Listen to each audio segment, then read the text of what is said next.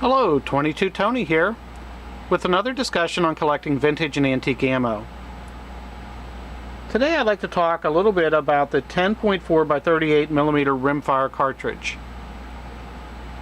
Well, before I bring out the 10.4 by 38, I want to give just a little bit of background. Most of us are aware that in 1860 Spencer patented his Rimfire cartridge, the 56 by 56 Spencer. Now, this cartridge was rapidly accepted by the United States military, and it was used widely in the Civil War.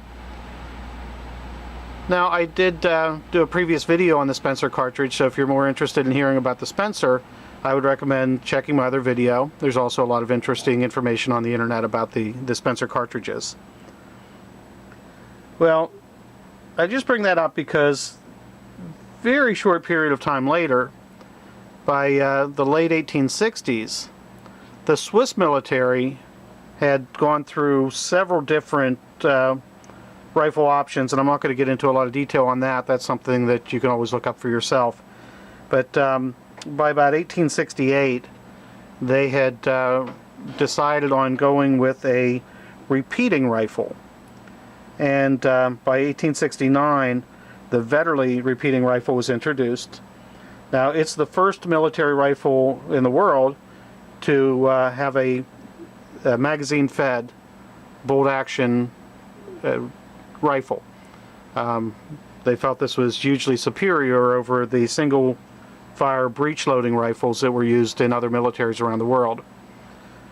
So, the 10.4 by 38 millimeter Rimfire cartridge was first used in the 1869 Vetterli.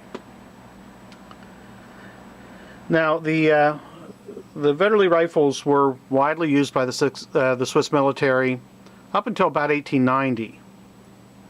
At that point, as you know, the centerfire cartridges had pretty much taken over everywhere, and the rimfires were being weeded out.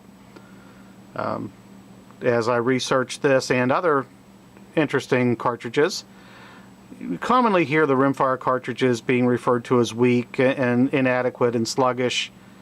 Well, personally, quite honestly, I wouldn't want to be on the receiving end of either one of these. But as technology changed and newer and maybe better designs came around, the rimfires did go by the wayside.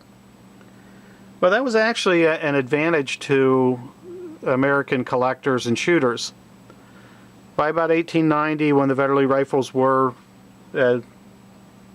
decommissioned by the Swiss military, they were sold at a low price around the world, and thousands of them, literally thousands, were imported into the United States.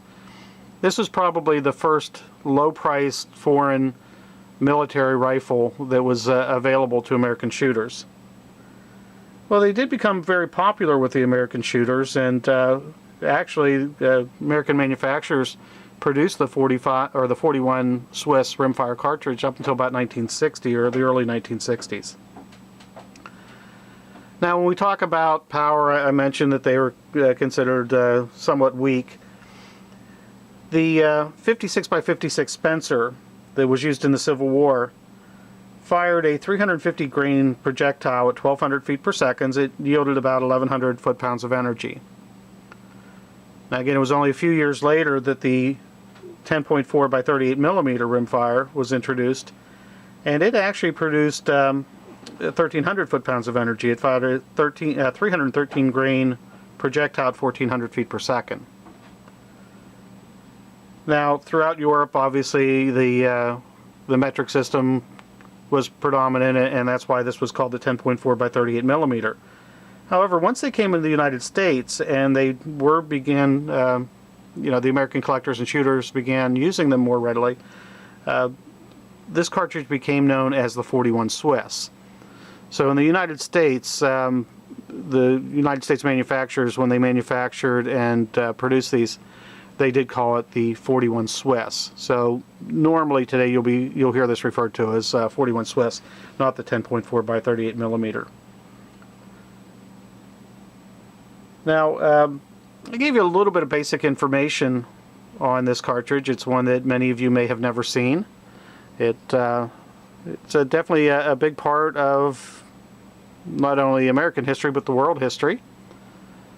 There is more information available. If you're interested in collecting rimfire cartridges, this is definitely part of any well-rounded collection. I encourage you to take some time and read up on the 41 Swiss, and you might find some interesting information on the rifles that led up to this particular cartridge and what was going on in world history at the time. Once again, I hope you enjoyed my video. I hope you'll watch my other videos, and please feel free to share. And thank you for watching. Have a good day.